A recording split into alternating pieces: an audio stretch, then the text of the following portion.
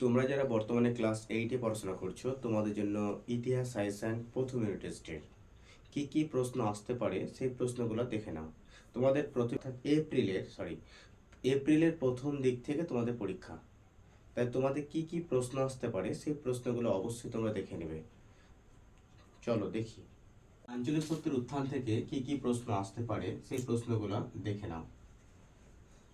প্রথম কোশ্চেন হচ্ছে, অষ্টদশ শতকে বাংলায় দুজন প্রভাবশালী বণিকের নাম লিখো।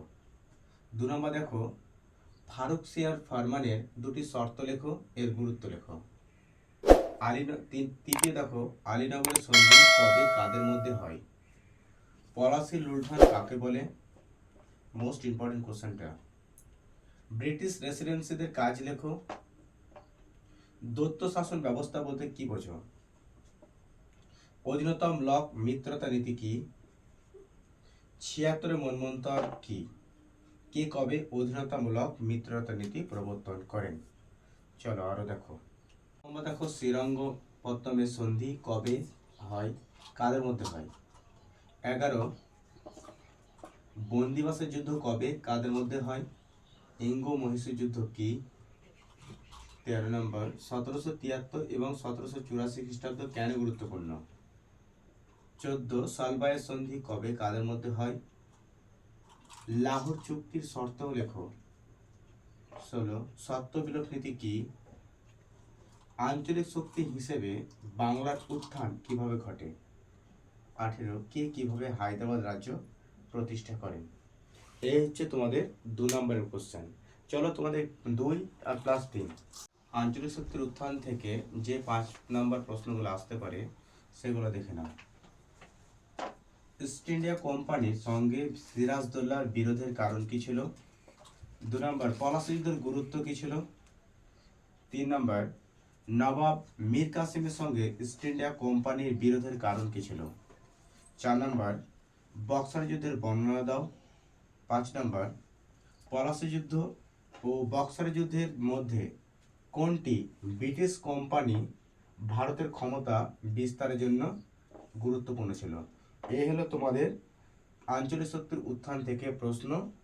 এই প্রশ্নগুলো করলেই অবশ্যই হয়ে যাবে। নেক্সট অধ্যায় ঔপনিবেশিক কর্তৃত্ব প্রতিষ্ঠা থেকে দেখে নাও কি কি প্রশ্ন আসতে পারে। ঔপনিবেশিক কর্তৃত্ব প্রতিষ্ঠা থেকে 2 আর 3 নম্বরে কোন কোন প্রশ্নগুলো আসতে পারে দেখে নাও। কর্নওয়ালিস কোড কি? 1 নম্বর। 2 নম্বর, কোম্পানির আমলে পুলিশ থানা ব্যবস্থা সম্পর্কে লিখো। 3 নম্বর, ব্রিটিশ প্রেসিডেন্সি ব্যবস্থা কি? 4 নম্বর, কোন কোন অঞ্চল মাদ্রাজ প্রেসিডেন্সি ব্যবস্থা অন্তর্ভুক্ত হয়? 5 নম্বর, ব্রিটের ভারত শাসন আইনে কি বলা হয়? এই আইনের লক্ষ্য কি ছিল? 6 নম্বর, রেগুলেটিং অ্যাক্ট কি? 7 নম্বর, ভারতের সুপ্রিম কোর্ট কবে স্থাপিত হয়? এর প্রধান বিচারপতি কে ছিলেন? 8 নম্বর, ফোর্ট উইলিয়াম কলেজ কে কবে কেন প্রতিষ্ঠা করেন? 9 নম্বর, মেকলে মিনিটস কি?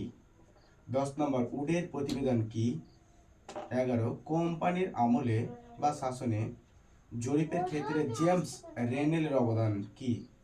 12 নম্বর, প্রাচ্য ও পাশ্চাত্যবাদী বিতর্ক কি? চলো নেক্সট দেখে নাও আরো প্রশ্ন।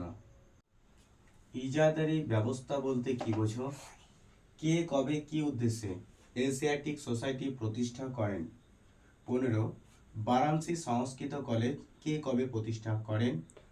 16 হিন্দু কলেজ কে প্রতিষ্ঠা করেন? এই কলেজের বর্তমান নাম কি?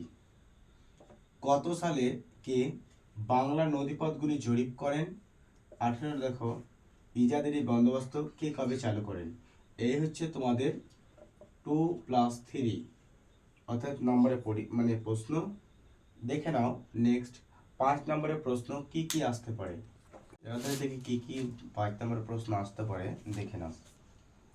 ওয়ারেন হেস্টিংসের শাসন সংস্কার পদ্ধতি বিবরণ দাও। 2 নম্বর, প্রাচ্য ও পাশ্চাত্যবাদী কারা?